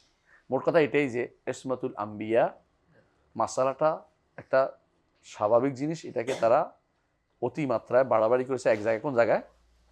শুধুমাত্র গুনার ক্ষেত্রে নিয়ে গেছে। অর্থাৎ ইসমাতুল আম্বিয়ার একটা বিশাল জায়গা, বিশাল পরিসর নিয়ে ইসমাতুল আম্বিয়া, শুধু গুনার জায়গাতে নয়। আর গুনার জায়গাটাও যদি কোনো মাসুম না হয়, আমাদের কোনো ক্ষতি নাই। বুঝে আসছে কথাটা? কোনো ক্ষতি নাই। তবে এটা শিওর যে তাদের গুনার উপরে তাদেরকে স্থির রাখা হয় না, এটা স্পষ্ট বলতে হবে। এবং তারা গুনাহ হবে না এমন কথা কোনো দলিল নাই। আর হইছেও আমরা কোনো স্পষ্টভাবে বলি না, কারো কারো ব্যাপারে কোরআন সুন্নাহ যেগুলো আসছে এগুলিকে স্বীকার করে নিতে হবে। রাসূলুল্লাহ সাল্লাল্লাহু আলাইহি ওয়াসাল্লামের বক্তব্য থেকে বোঝা যায় যে গুনাহ হতে পারে, এবং গুনার কথা রাসূল নিজে বলেছেন কুল্লু যালিকা ইনদি, সবই আমার কাছে সবই আছে। কেমন? জি। তো এটাই হচ্ছে, এই বক্তব্যটাই শুদ্ধ, এই বক্তব্যটাই কি শুদ্ধ, এই বক্তব্যটাই শুদ্ধ। ইবনে তাইমিয়া রাহমাতুল্লাহ এই বক্তব্যের প্রবক্তা, ইবনে তাইমিয়া রাহমাতুল্লাহ আলাইহি এই বক্তব্যের প্রবক্তা। ঠিক আছে, সামনে আগান আমরা এরপর পড়ি। এত ঘুমাইলে কেমনে হবে? দিনে ঘুমাবেন একটু, কাউকে নাম ধরে বলি নেই। জি বলেন। القول في الرسول ومحمد عليه الصلاة والسلام حبيبه وعبده ورسوله ونبيه وصفيه ونقيه ولم يعبد الصنم ولم يشرك بالله تعالى طرفة عين قط ولم يرتكب صغيرة ولا كبيرة قط قط। আলহামদুলিল্লাহ। মুহাম্মদ আলাইহিস সালাতু ওয়াস সালাম হাবিবুহু, রাসূলুল্লাহ সাল্লাল্লাহু আলাইহি ওয়াসাল্লাম আল্লাহর হাবিব। হাবিব অর্থ কি? প্রিয়। নিঃসন্দেহে রাসূলুল্লাহ সাল্লাল্লাহু আলাইহি ওয়াসাল্লাম আল্লাহর হাবিব, প্রিয়। কিন্তু হাবিব শব্দটি কোরআনে আসে নাই কোথাও রসুলের জন্য, এবং সহিহ হাদিসেও আসে নাই। হাদিসে আসছে, সহিহ হাদিসে আসে নাই, একটা হাদিসে আসছে, হাদিসটা দুর্বল। তাহলে বোঝা গেল যে রাসূলুল্লাহ সাল্লাল্লাহু আলাইহি ওয়াসাল্লামকে হাবিব বলার চেয়ে খলিল বলা উচিত। খলিল কেন বলবেন? হাদিসে আসছে রাসূলুল্লাহ সাল্লাল্লাহু আলাইহি ওয়াসাল্লাম বলেছেন ইন্নাল্লাহ ইত্তাখাযানি খালিলান কামা ইত্তাখাযা ইব্রাহিমা খালিলান। অন্য হাদিসে আসছে রাসূলুল্লাহ সাল্লাল্লাহু আলাইহি ওয়াসাল্লাম বলেছেন যে ওয়ালাকিন্নী খালিলু রাব্বিল আলামিন, অথবা তিনি বলেছেন যে ওয়ালাকিন্নাল্লাহ ইত্তাখাযানি খালিলান, অথবা আল্লাহ তাআলা আমাকে খলিল হিসেবে গ্রহণ করেছেন। এরকম হাদিস আছে, হ্যাঁ, একটা দুইটা নয়, বেশ কয়েকটা হাদিস আছে। তারা বোঝা গেল যে অবশ্যই মুহাম্মদুর রাসূলুল্লাহ সাল্লাল্লাহু আলাইহি ওয়াসাল্লাম আল্লাহর খালিল। আর খালিল হচ্ছে সর্বোচ্চ পর্যায়, খালিল হচ্ছে সর্বোচ্চ পর্যায়, মানে যার ভালোবাসা সব কিছু ছেয়ে গেছে, তিনি হচ্ছেন খালিল। আল্লাহর ভালোবাসা আমার নবীর সবচেয়ে বেশি ছিল, আল্লাহর ভালোবাসা, আল্লাহও আমার নবীকে বেশি ভালোবাসে, এই জন্য খালিল। বুঝে আসছে? খালিল। ওয়াত্তাখাযাল্লাহু ইব্রাহিমা খালিলা, আর ইব্রাহিম আলাইহিস সালাতু ওয়াস সালামকে যেভাবে খলিল নিয়েছেন, মুহাম্মদ রাসূলুল্লাহ সাল্লাল্লাহু আলাইহি ওয়াসাল্লাম এইভাবেই খলিল ছিলেন। হাবিব শব্দটি কোত্থেকে আসলো? হাবিব শব্দটি আসলে সরাসরি নস না হলেও নিঃসন্দেহে আল্লাহর প্রিয় পাত্র না, এসে বলা যেতে পারে। এবং হাদিস যেটা দুর্বল, এটাতে আমরা দলিল দিতে চাই না, দলিল দিতে চাই না। বুঝে আসছে? এই ইব্রাহিম তাকে হাবিব বলার বিষয়টা আসলে আমাদের দেশে বাড়াবাড়ি একটা পর্যায়ে আছে। ইমাম তাহাবি বলছে হাবিব রাব্বিল আলামিন, এই সে প্রিয় হিসেবে। কিন্তু আমার দেশে একটা গোষ্ঠী আছে, বেদাতি যারা আছে, তারা মনে করে ইব্রাহিম খালিল আর মুহাম্মদ সাল্লাল্লাহু আলাইহি ওয়াসাল্লাম হাবিব, হাবিবের মর্যাদা খলিলের চেয়ে বেশি। কেন তারা বলে করেন যে ইত্তাখাযাল্লাহু ইব্রাহিমা খালিলান, আল্লাহ ইব্রাহিমকে খালিল হিসেবে গ্রহণ করেছেন। হাবিব এর উপরে না, এটা কোনো দলিল নেই, মিথ্যা কথা বলছে। হাবিব এর উপরে না, হাবিবদের উপরে হইতো রসুল বলতেন না যে আল্লাহ তাআলা আমাকেও খলিল হিসেবে গ্রহণ করে, যেমন ইব্রাহিমকে গ্রহণ করেছেন খলিল হিসেবে। তাহলে বলতেন আমাকে আল্লাহ হাবিব বানাইছেন, তাকে তো খলিল বানাইছেন, এটা বলতেন। এমন কথা রাসূলুল্লাহ সাল্লাল্লাহু আলাইহি ওয়াসাল্লাম বলেন নাই। সুতরাং এটা বলা ঠিক নয়। যারা বলে যে হাবিবের মর্যাদা খলিলের চেয়ে বেশি, এই কথাটা কি নয়, শুদ্ধ নয়, গায়ের জোরে কথা বলা, গায়ের জোরে কথা বলা। বিশেষ করে যে সমস্ত ভাইরা এখন জামিয়া আহমদিয়া সুন্নিয়া অথবা জামিয়া তৈয়িবিয়া, মোহাম্মদপুর, এরা ভাইরা এটি বলে বেশি, এগুলি না জানার কারণে বলে। আল্লাহ তাদেরকে সঠিক পথ দেখাক, আমি দোয়া করি। অবশ্যই খালিলের মর্যাদা সবচেয়ে বেশি, সবচেয়ে বেশি। তা হাবিবুহু, নিঃসন্দেহে হাবিব, কোনো সন্দেহ নেই। মর্যাদার দিক থেকে আমি বলছিলাম যে খালিল মর্যাদা হাবিবের চেয়েও বড়। ও আব্দুহু, দাস। ও রাসূলুহু, তার রাসূল। ও নবীহু, এবং নবী। সফিয়ুহু, আল্লাহ তাকে পছন্দ করেছেন। ইস্তাফা আদম ও নূহ ও আলা ইব্রাহিম ও আলা ইমরান আলা আলামিন, আলা ইব্রাহিম মধ্যে তিনি আছেন, এই জন্য ইস্তাফা, সফি তিনি। ও নাকিয়ুহু, এবং আল্লাহ তাকে পবিত্র করেছেন। ওয়ালাম ইয়াবুদুস সানাম কাত, তিনি কখনো মূর্তি পূজা করেন নাই, নিঃসন্দেহে কোনো তিনি মূর্তি পূজা করেন নাই, নিঃসন্দেহে কোনো মূর্তি। ওয়ালাম ইউশরিক বিল্লাহি তাআলা তরফাত আইন কাত, আল্লাহর জন্য ক্ষণিকের জন্য তিনি তরফাত আইন, ক্ষণিকের জন্য তিনি শিরিক করেন নাই, নিঃসন্দেহে। ওয়ালাম ইয়ারতাকিব সগীরাতান ওয়ালা কাবীরাতান কাত, কবিরা সগীরা কোনো গুনাহ তিনি করেন নাই। এবারে আমাদের কথা বলছিলাম, মনে আছে তো, যে এটা আমাদের প্রয়োজন নাই, বলার প্রয়োজন নাই, এটা আমাদের বলার প্রয়োজন নাই। জি, এটা বাড়তি অতিরিক্ত কথা আমরা না বলি, কারণ দলিল লাগবে। হ্যাঁ, যে তিনি কোনোদিন করেন নাই, যেটা করেন নাই এটা আমরা বলেছি, কিন্তু যেগুলোই সগিরা কবিরা কিছুই তার হয় নাই এমন দলিল তো লাগবে, এমন দলিল তো আমাদের কাছে নাই, এমন দলিল তো আমাদের কাছে নাই। কথা কি বুঝে আসছে কথাটা? এই জন্য এটা বলা যাবে না।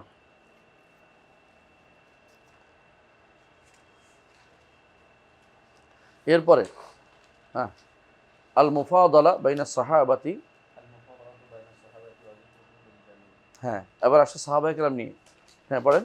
وأفضل الناس بعد نبينا عليه الصلاة والسلام أبو بكر الصديق، ثم عمر بن الخطاب الفاروق، ثم عثمان بن عفان ذو النورين، ثم علي بن أبي طالب المرتضى رضوان الله عليهم أجمعين، عابدين ثابتين على الحق ومع الحق، نتلوهم جميعا নাতাওয়াল্লাহু, جميعا ولا نذكر أحدا من أصحاب رسول الله إلا بخير.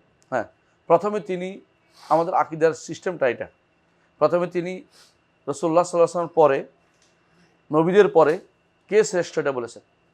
নবীদের পরে শ্রেষ্ঠ হচ্ছে আবু বকর, তারপর হচ্ছে ওমর, তারপর ওসমান, তারপর আলী, তাই তো? হ্যাঁ, এই ব্যাপারে, এই শ্রেষ্ঠতার ব্যাপারে কোনো রকমের দ্বিমত পোষণ করা যাবে না। এই যারাই দ্বিমত পোষণ করবে তারা আমাদের হ্যাঁ মানহাজের বাইরে। এটা হচ্ছে মানহাজ, এরকম কি মানহাজ, কারণ আকীদার জায়গাটা তো রাসূলুল্লাহ সাল্লাল্লাহু আলাইহি ওয়াসাল্লাম পর্যন্ত আসছে। এখন আমরা যেটা এরপরে যেগুলি হচ্ছে এগুলি মানহাজ। বুঝলেন কথাটা? বুঝলেন কথাটা? কারণ চলার পথে ভুল হইলে আকীদা পাবেন না। আপনি যদি কোনো আলী রাদিয়াল্লাহু আনহুকে সবার আগে প্রাধান্য দেন, তা আপনি কি করলেন? সাহাবায়ে কেরামকে এবং উম্মতের যারা আনসার মুহাজিরদেরকে এজরা করলেন। এজরা মানে কি?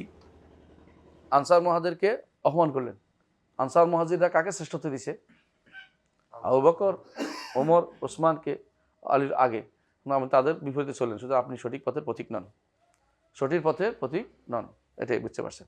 তাহলে বোঝা গেল আফদালুন নাস বা'দান নবিয়্যিন আবু বকর as-সিদ্দিক, যে রাসূলুল্লাহ সাল্লাল্লাহু আলাইহি ওয়াসাল্লাম অবশ্যই নবীর পরে সবচেয়ে শ্রেষ্ঠ হলেন কে? আবু বকর, তারপর ওমর, তারপর ওসমান, তারপরে আলী। এরা আবিদিনা সাবিতিনা আল হক, এরা ইবাদতকারী ছিলেন, হকের উপরে সুপ্রতিষ্ঠিত ছিলেন। মা আল হককে, সবসময় হকের সব কথা বলতেন, নিজের হকের উপর ছিলেন এবং হকের দাওয়াত দিতেন। নাতাওয়াল্লাহুম জামিয়ান, সবাইকে আমরা ওলি হিসেবে গ্রহণ করি, বন্ধু হিসেবে নেই, সবাইকে আমরা মুরব্বী হিসেবে মানি। হ্যাঁ, বুঝলেন তো কথাটা? তারা আমাদের অভিভাবক, তাই আমাদের পূর্বপুরুষ, তারাই আমাদের অভিভাবক। ওয়ালা নাযকুরু আহাদাম মিন আসহাবি রাসূলিল্লাহি বিখাইর, এই কথাটা খুবই দরকার যে মুহাম্মদ রাসূলুল্লাহ সাল্লাল্লাহু আলাইহি ওয়াসাল্লামের কোনো সাহাবীকে আমরা কল্যাণ ব্যতীত উল্লেখ করব না। রাসূলুল্লাহ সাল্লাল্লাহু আলাইহি ওয়াসাল্লামের কোনো সাহাবীকে কল্যাণ ব্যতীত উল্লেখ করব, কোনো সাহাবীর সমালোচনা করব না। বুঝে আসছে? হাদিসের বর্ণনা ব্যতীত। হাদিসের বর্ণনা একটা জিনিস আছে না, যেমন আমরা বলি রাসূলুল্লাহ সাল্লাল্লাহু আলাইহি ওয়াসাল্লামের কাছে এসে এক মহিলা এটা বলছিল, তার নাম ছিল গামিদিয়া, এক মহিলা, নাম বলছি, নাম বলিনি, খেয়াল করছেন তো? ঠিক অনুরূপভাবে এক মহিলা আসছিল, কি সেই মহিলা, এক লোক ছিল, সেই ব্যক্তি অমুক খানের তো বলছে, তাই তো? কিন্তু এর বাইরে ওনাকে নিয়ে হায় রে কেমনি এটা করলো রে, এই রে হায় রে, এই জাতীয় কথা বলা যায় না। এটা বলতে হবে কেন? মাসালা বলার স্বার্থে আমাকে হাদিসটা উল্লেখ করতে হচ্ছে। এই জন্য দুর্ভাগ্যবশত একবার আমি যখন নিষেধ করলাম যে সাহাবায়ে কেরামের ব্যাপারে কোনো কথা বলা যাবে না, এই জাতীয় কথা, এখন তারা শুরু করলো যে হাদিসের মধ্যে আসছে অমুক সাহাবীটা করছে, অমুক সাহাবীটা করছে। নাউযুবিল্লাহ, কথা বুঝছেন তো? হাদিসের মধ্যে যেটা আসছে কি জন্য? এটা হাদিস বর্ণনার স্বার্থে আসছে, নইলে হাদিসটা বর্ণনা করা যাচ্ছে না। আপনি বুঝেন নাই? অর্ধেক বর্ণনা করলে আপনি বুঝবেন না এটা কি বলছে। আপনাকে হাদিস বর্ণনার স্বার্থে এটা বলতে হচ্ছে। কিন্তু সাহাবায়ে কেরাম গুনাহ করে না, আমরা তো একটু আগেও বলছি, গুনার ব্যাপারে তো আমরা দ্বিমত পোষণ করি না। গুনাহ হয়েছে, তাদের তওবা ক্ষমা হয়ে গেছে, ইবনে তাইমিয়া রাহমাতুল্লাহ এটা বিস্তারিত উল্লেখ করেছেন। কিন্তু প্রশ্ন হচ্ছে এটা আপনি কি এগুলি উল্লেখ করেন বারবার? যে গুনাহ থেকে আল্লাহ তাদেরকে নিষ্কৃতি দিয়েছেন, আপনি এটা কেন উল্লেখ করতেছেন? আপনি তো উদ্দেশ্য খারাপ। এজন্য সাহাবায়ে কেরামের ব্যাপারে কোনো গুনাহকে উল্লেখ করার কোনো কাজ আপনার নাই। আপনি তাদেরকে বন্ধু হিসাবে নেবেন, অভিভাবক হিসাবে নেবেন। আপনার বাবার যেমন বদনামি আপনি পছন্দ করেন না, তাদেরকে বাবার চেয়েও বেশি মনে করবেন এবং তাদেরকে বেশি ভালোবাসবেন, অনেক বেশি ভালোবাসা করবেন। তারা ইমানের কারণে, খুব ইমান, তাদের ভালোবাসা হচ্ছে ইমান, তাদের ভালোবাসা ইমান, ইমানের পরিচয়। তাদের যে কোনো একজনকে আপনি অপমানজনক জায়গায় নেন, আপনি কোনো ইমানদারের পথে থাকতে পারবেন। আচ্ছা, একটু কেন তারা সাহাবায়ে কেরামের সমালোচনা করে কেউ বলতে পারবে? একটা গোষ্ঠী কিন্তু সমালোচনা করে, কেন সমালোচনা করে বলো তো? না, প্রাধান্য দেওয়ার জন্য করে না, কাউকে প্রাধান্য দেয় না, সবাই সমালোচনার ভিতরে মনে করে। কেন বলতে পারবেন? বলেন, বলতে পারবেন না? হ্যাঁ,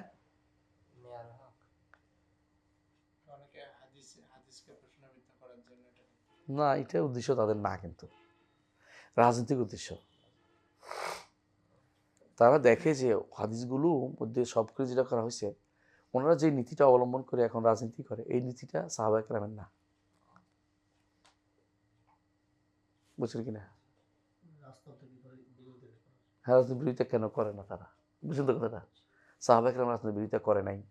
একটা বিশাল সময় সাহাবারা জীবিত ছিল। বনু উমাইয়ার পুরো টার্মটা সাহাবায়ে কেরাম জীবিত। 110 যদি মারা যায়, বনু উমাইয়ার শেষ বেটা পর্যন্ত তারা জীবিত ছিল, মারওয়ান আল হেমার পর্যন্ত। তারা কোনোদিন মুলুকিয়তের বিরুদ্ধে কোনো কিছু করে নাই। অথচ তারা মনে করে যে খেলাফত এবং মুলুকিয়ত একটা একটার সম্পূর্ণ বিপরীত, সাংঘর্ষিক। তো যে কোনো মূল্যে মুলুকিয়ত যেটা আছে এটা কোনোভাবে মানা যাবে না। তো এখন বিপদে পড়ছে কি, সাহাবায়ে কেরাম অনেকেই তাদের হাতে বায়াত করছে, অনেকেই কি সবাই, আব্দুল্লাহ ইবনে ওমর রাদিয়াল্লাহু আনহু বায়াত করেছেন, ছোট সাহাবী পর্যন্ত। ভুল ধরতেন কেউ, আবু সাইদ খুদরি রাদিয়াল্লাহু আনহু ভুল ধরছেন, কিন্তু বায়াত বন্ধ করেন নাই। এখন প্রশ্ন হচ্ছে, তাহলে মুলুকিয়তের বিরুদ্ধে হয়েই যায় তো গণতন্ত্র কই যাবে? শুদ্ধ হয়ে গেলে এই জন্য তার সব মানতে রাজি আছে, একটা জিনিস কখন দেখবেন মানবে না, এটা হলো মুলকিয়ত শুদ্ধ হইতে পারে, এটা মানে না। দেখবেন যত কথা বলে সব ঠিক আছে, দরকার হলে ফেসিজম মানে নেবে, কিন্তু মুলকিয়ত শুদ্ধ হইতে পারে তার কোনো মেনে নেবে না। কারণ এই জন্য এখন তারা সাহাবায়ে কেরাম সমালোচনা এই জন্য করে, সাহাবায়ে কেরাম কি করছে, ওরা কেন দাঁড়াইলো না মুলকিয়তের বিরুদ্ধে? দুই একজন দাঁড়াইলে হইবে না, সবাই কি করছে? বুঝে আসছে? কেন সাহায্য করলো না আলী ইবনে আবি তালেবকে? এই জন্য তাদের দুঃখেও শেষ নাই। এই জন্য বিরোধিতাকে কেন বিরোধিতা করে মুআবিয়া রাদিয়াল্লাহু আনহু? তার মানে আউয়ালু মুলুকুল ইসলাম, প্রথম রাজা। তার বিরোধিতা না করলে তো আমাদের রাজনীতি ঠিক না। রাজনীতি আমার যে উদ্দেশ্য এখন, সেটা কি? ক্ষমতার ইসলামাইজেশন করা। এখন কেউ যদি বলে যে আমি ক্ষমতা ঠিক করে দেবো, তো হবে না, আমি যাই করবো, তুমি করবে কি? তো মুলুকিয়তের এই সিস্টেমটা যেহেতু সাহাবায়ে কেরাম বিরোধিতা করে নাই, দুই একজন করছে, কিন্তু ইয়ার জন্য না, রাজত্ব কেন্দ্রিক না, ব্যক্তির যোগ্যতা কেন্দ্রিক তারা বিরোধিতা করছে। অমুকের যোগ্যতা নাই বা অমুকের এটা বলছে, সিস্টেমের বিরোধিতা, মানে ইয়ার বিরোধিতা করে নাই, সিস্টেমের বিরোধিতা করে নাই। তারা বিরোধিতা করছে ব্যক্তির কোনো একটা জিনিসের সমালোচনা তারা করেছেন। হ্যাঁ, তারা আফসোস করেছেন যে খেলাফত থাকলে ভালো হতো ইত্যাদি ইত্যাদি, কিন্তু তারা মুলুকিয়তের বিরুদ্ধে সরাসরি কাউকে তাকফিরও করেন নাই, কারবার বলেন, খারাপ বলেন না, কিছু বলেন না, বরং এটা তারা মেনেই নিছেন, বায়াতে করছেন, সবাই হাতে বায়াত করছেন। এখন তারা এইটাকেই খুব গভীরভাবে নিছে, এই জন্য তারা এই জাতীয় যতগুলি আছে সবগুলিকে তারা স্বাভাবিক বানিয়ে ফেলছে। কথা বুঝছেন তো? সমালোচনাগুলিকে এখন ফানিবাদ বানিয়ে ফেলছে। সমালোচনা করে অসুবিধা কি? হতেই পারে। মানে তাদের কাছে এই মেরিয়ার হকের মশালাটা এই জন্য আসে, বুঝছেন তো? এই জন্য আসে কেন, যে তাহলে হকের মানদণ্ড কি সাহাবায়ে কেরাম মজমুই আলাল উমুম সবাই, না একক? আমরা কিন্তু এই মশালা যাচ্ছি না। কেন যাচ্ছি না? কারণ মেরিয়ার হকের মানদণ্ড হচ্ছে রাসূল সাল্লাল্লাহু আলাইহি ওয়াসাল্লাম।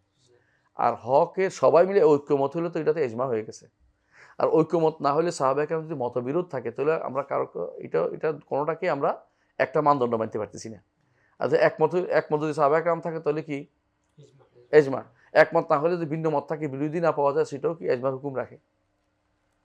ইজমার হুকুম রাখে। তাহলে সাহাবায়ে কেরামকে রাসূলুল্লাহ সাল্লাল্লাহু আলাইহি ওয়াসাল্লাম যেটা বলেছেন, আমার সাহাবীরা আমার উম্মতের জন্য আমিন হিসেবে আছে। আকাশের তারকা যেমন আকাশের জন্য পাহারাদার আমানতদার, আমার উম্মতের জন্য আমার সাহাবীরা আমানতদার। সেই হিসাবে কিন্তু তাদেরকে মানতেই হয়। এখন কেউ যদি কোনো মেরিয়ার হকের মাসালা আসলেই ফেলে দেওয়ার মতো না, সাহাবায়ে কেরামের কোনো একটা জিনিসকে যদি আপনি না নেন তাদের কিছুকে, তাহলে আপনি কিন্তু বিপদে পড়ে যাবেন। আপনি পাবেন না, কি পাবেন না, আদর্শ পাবেন না খুঁজা। আপনি তখন আদর্শ খুঁজবেন আব্রাহাম লিঙ্কনকে, আপনি আদর্শ খাবেন বাইরের লোককে। কারণ আপনার তো আদর্শ হওয়া দরকার ছিল সাহাবায়ে কেরাম। তো আপনি মারিয়ার হক বলেন না বলেন এই আমার টেনশন নেই, কিন্তু আদর্শ হিসেবে সাহাবায়ে কেরামকে আপনি নিতেই হবে। কারণ রাসূল বলেছেন আলাইকুম বিসুন্নতি ওয়া সুন্নাতুল আরও বলেছেন মা আনা আলাইহি ও আসহাবি, আমি আছি আমার সাহাবীরা আছে। এবার আপনি যদি কোনো বলেন, আমি একটু উদাহরণ দিলে বুঝবেন যে লং মার্চ যেটা হয়েছে, মার্চ ফর গাজা, এটা তো ইসলামের কোথাও নাই, কবিটা থাকা জরুরি না, আমরা কি এটা বুঝি না? লং মার্চ ফর গাজা কোথাও হয়েছে ইসলামে? ইসলামে এরকম হয়েছে না এর আগে? ইসলামে এর আগে এরকম ঘটনা ঘটে নাই? স্পেনে মুসলমানদেরকে মেরে ফেলছে না? লং মার্চ ফর গাজা হয়েছে? মার্চ সিস্টেম ইসলামে ছিল। আজ থেকে 200 বছর আগে কেউ মার্চ জানতো না? জানতো না। এটা কারা করছিল প্রথম? ইসলামে মার্চ সিস্টেম কারা করছিল? খারেজিরা করছিল। তারা মিশর থেকে রওনা হয়েছে, মদিনা মার্চ করবে, কুইক মার্চ। মদিনা আইসা খলিফার জায়গা দখল করছে, খলিফার ঘরে ঘেরাও করছে। মার্চ ফর গাজা, বুঝছেন তো? ইসলামী সিস্টেম নাই। এখন তো আপনি বলেছেন আমাদের, হ্যাঁ, আমাদের সালাফি বন্ধুদেরকেও বলেন, তারা ঘেমে যাবে আমার উপর। এরপর দরকার হলে আমার 14 গোষ্ঠী উদ্ধার করবে। আমার বাবা কালো পাগড়ি পরতেন, এটার জন্য একটা কথা। আমার বাবা লুঙ্গি পরছেন কেন, এটাও একটা কথা। বুঝলেন নাই? আমার বাবার এখানে আমি ওয়াজ করছি কেন, এটাও একটা কথা। মানে সময় পাইলে আমি কোথাও মুনাজাত করছি, এটাও একটা কথা। মুনাজাত করা তো কুফুরি কিছু না। মুনাজাত করা ইসলামে জায়েজ, জামাই মুনাজাত তো জায়েজ, নিয়ম বানানো জায়েজ নেই। প্রয়োজনে জামাত মুনাজাত জায়েজ। আমাদের মাশায়েখরা, মদিনা মাশায়েখরা তাই বলেন।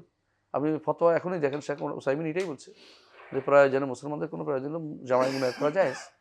কিন্তু আপনি মনে করছেন আপনি হক, আরবের আলেমরা হক না।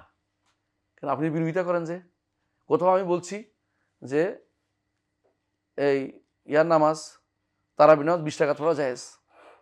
আপনার কাছে এখন আগুন লেগে গেছে গায়ে, আপনি 20 টাকা পড়াতে হারাম মনে করতেছেন বসে।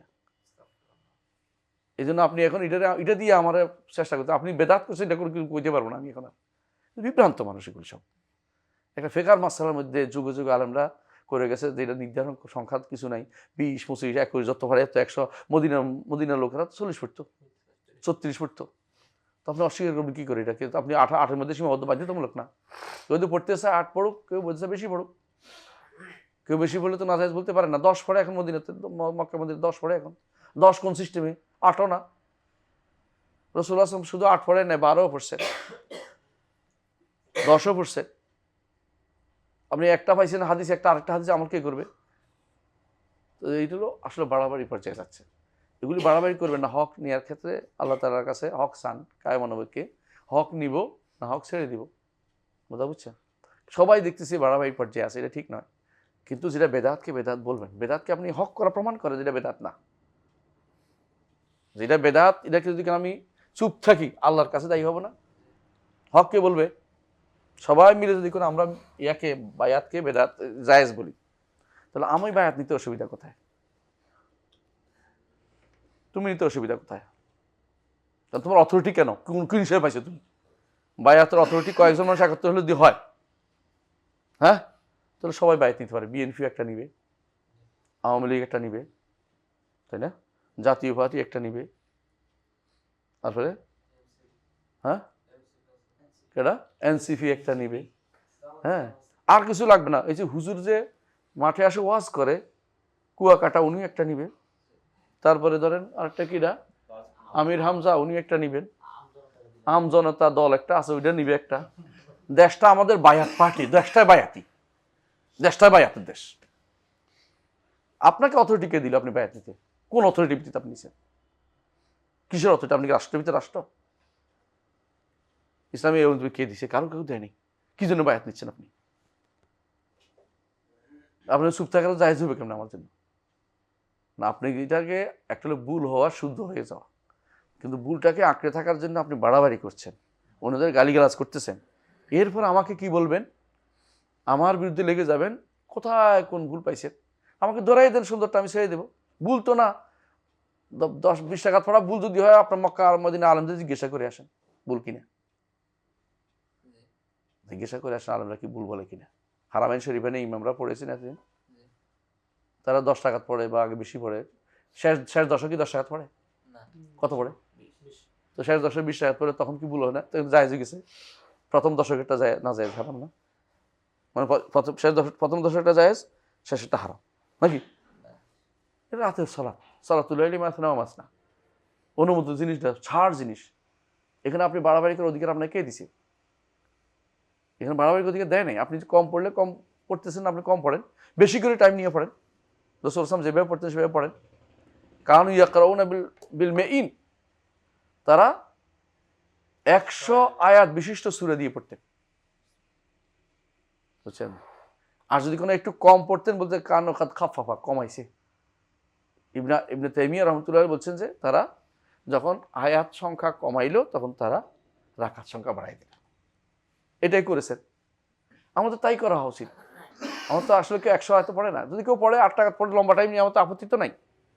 কিন্তু আপনি কোয়ান্টিটি ধরেছেন, কোয়ালিটি ধরেন নাই। কোয়ালিটি ধরেন, দুইটাই ধরেন। এখনো কোনো জায়গাতে কোয়ালিটি কোয়ান্টিটি মিলিয়ে রাখে। যেমন তাকওয়া মসজিদে যখন আমরা নামাজ পড়ি, সিলেটে যাই দেখি মাশাআল্লাহ লম্বা টাইম তারা 8 টাকাতে পড়ে, কিন্তু কোয়ালিটি সহ, শুধু কোয়ান্টিটি না। আপনার সালাতে যে অবস্থা, দুঃখ করার মতো। মানুষদেরকে 8 টাকাতে নিয়ে আসছেন, কিন্তু কোয়ালিটি দেন নাই। কোয়ালিটির কথা বলেন। রাসূল তো 100 রাকাত করে পড়তে, 100 আয়াত করে পড়তে নাকি এক আয়াতে। এবং কানু এমনভাবে যে কানু কি করতো তারা, আল আরশি, লাঠির উপরে অনুভূতি থেকে পড়ে যাওয়ার ভয়ে। এমনকি কানু খাফুন আল ফালাহ, ভয় পাইতেন যে সেহরি খাওয়ার সময় চলে গেল। এত কিছুর পরও আপনার কাছে 8 গণাটাও জরুরি হয়ে গেছে। আর অন্যকে সালাফি না কেন 8 হইল না? মাসালা দিয়ে সালাফি নিতে দিতে হয়?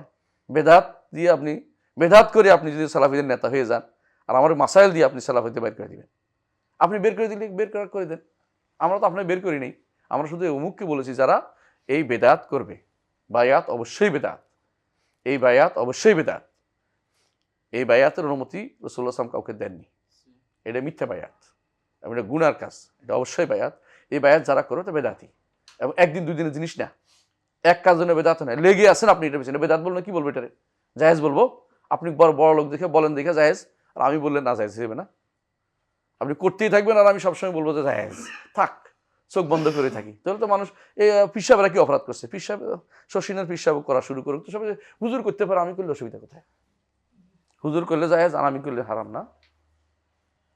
সুতরাং মনে রাখবেন, এই জাতীয় কথাগুলি খুবই খারাপ। এগুলো হচ্ছে বিভ্রান্তি তৈরি কারণ। আল্লাহ তাদেরকে হেদায়েত নসিব করার দোয়া করতেছি। আপনি হকের পথে ফিরে আসুন। মানুষ আপনাকে অনেক ভালো কাজের মধ্যে জানেন, ভালো কাজে থাকুন। যেটা নষ্ট, এটা ছেড়ে দিন। কিন্তু মানুষ কেউ আপনাকে, আপনার সমালোচনার জায়গা রাখবেন কেন? আপনার দল এটা করতে হবে কেন? দলকে আপনি বাইরে দিচ্ছেন কেন? হকের কাজ করেন, দাওয়াতের দিকে, হকের দিকে দাওয়াত দেন। ইনশাআল্লাহ দেখবেন মানুষ মিলে গেছে। কোনোদিনই আপনার মানুষকে আপনার আনুগত্যে বাধ্য করতে পারেন না। ইবনে তাইমিয়া রাহমাতুল্লাহ আলাইহির উপর বিস্তারিত লিখেছেন যে কেউ কাউকে তার আনুগত্যে বাধ্য করতে পারে না। এটা রাষ্ট্রপ্রধানের কাজ। ব্যক্তি কোনোদিন কেউ কাউকে তার আনুগত্যে বাধ্য করতে পারে না। কোনো ব্যক্তি করতে পারবে না আনুগত্যে বাধ্য। আমি শুধুমাত্র কি করতে পারি? বলতে পারি। আনুগত্যের শপথ নেওয়া এটা শরীয়তে অনুমোদিত না। কিসের তোমার আনুগত্য কেন করব? এবং বলছেন এটাই জায়েজ নাই। তিনি বলছেন যে তোমার আনুগত্য কেন করতে হবে আমাকে? ভালো কাজে তোমার আনুগত্য আমি ভালো লাগলে করবো, এটাই কথা। তোমার আনুগত্য আমি কোরআন সুন্নাহর আনুগত্য করবো, তোমার আনুগত্য কেন করতে হবে? রাসূলুল্লাহ সাল্লাল্লাহু আলাইহি ওয়াসাল্লাম নিজেও কাউকে আনুগত্য বাধ্য করতেন না। কি বলতেন? বলো যা তোমরা পারবে, যা তোমরা পারবে। সাহাবায়ে কেরাম আনুগত্য করতে চাইছেন, রাসূল হইয়াও সাহাবা তারপরেও বলছেন যে তোমরা যদি পারো, যতটুকু পারো এটা বলো। ইস্তেদরাক করছেন রাসূল নিজে, যতটুকু পারো একটুকু বলো। আলা কুল্লি হাল, আমরা আমাদের তর্কে ফিরে না যাই। আমরা যেটা বলছিলাম যে আমরা বুঝতে পারছি যে অবশ্যই রাসূলুল্লাহ সাল্লাল্লাহু আলাইহি ওয়াসাল্লামের পরে শ্রেষ্ঠ মানুষ কারা? সাহাবায়ে কেরাম। সাহাবায়ে কেরামের কোনো সমালোচনা কোনো দিক থেকে করা যাবে না। আমি বলছি না তারা ভুলের ঊর্ধ্বে, এটাও বলি না আমরা। কিন্তু সমালোচনা এক জিনিস আর ভুলের ঊর্ধ্বে বলা আরেক জিনিস। ভুল তুলে ধরে এটা নিয়ে দলিল দেয়া, এটা শরীয়তে অনুমোদিত না। এবং ভুল তুলে দিয়ে নিজের জিজ্ঞাসা চরিতার্থ করা, এটা হারাম। এটা করা যাবে না। বুঝতে পারছি? তাদেরকে ভালোবাসা ইমান, তাদেরকে ভালোবাসা যতটুকু আপনার ইমান আছে বুঝতে হবে। আপনার ইমানের সমস্যা হবে যখন তাদের ভালোবাসার ক্ষেত্রে সামান্যতম হেরফের হয়। একজন সাহাবীকে আপনি মন থেকে ভালোবাসা শুরু করেন, রাসূলুল্লাহ সাল্লাল্লাহু আলাইহি ওয়াসাল্লাম যা বলেছেন, ফাবিহুব্বি আহাব্বাহু, যদি হাদিসের ভাষায় কিলকাল আছে, আমাকে ভালোবাসার কারণে তোমরা তাদেরকে ভালোবাসছো। এবং এটা হাদিস আরেক জায়গাও আছে, স্পষ্ট আছে, তোমরা যদি কোনো উহুদ পাহাড়ের মতো স্বর্ণ দাও, তবু আমার সাহাবীদের এক মুঠ দেওয়ার মতো তোমাদের সেটা হবে না। তো তাদের ভালোবাসার ক্ষেত্রটা আমাদের কিন্তু বিশাল। এটা ভালোবাসার ক্ষেত্রে যে বেশি ভালোবাসতে পারবে মনে করবেন যে তার সাথে তার হাসর হবে। এটা হাদিস, ওই হাদিসের প্রমাণিত। আপনি তার ঘৃণা করবেন, তারপরে তার সাথে জান্নাতের আশা করতেছেন, ওই জান্নাতে আপনি যেতে পারবেন না যে জান্নাত তারা আছে। তাহলে কেন ঘৃণা করেন? তো আপনি খেয়াল করেন। আল্লাহ আমাদেরকে হেফাজত করুন। সুবহানাকাল্লাহি ওয়া বিহামদিকা আশহাদু আল্লা ইলাহা ইল্লা আনতা আস্তাগফিরুকা ওয়া আতুবু ইলাইক। আসসালামু আলাইকুম ওয়া রাহমাতুল্লাহি ওয়া বারাকাতুহু।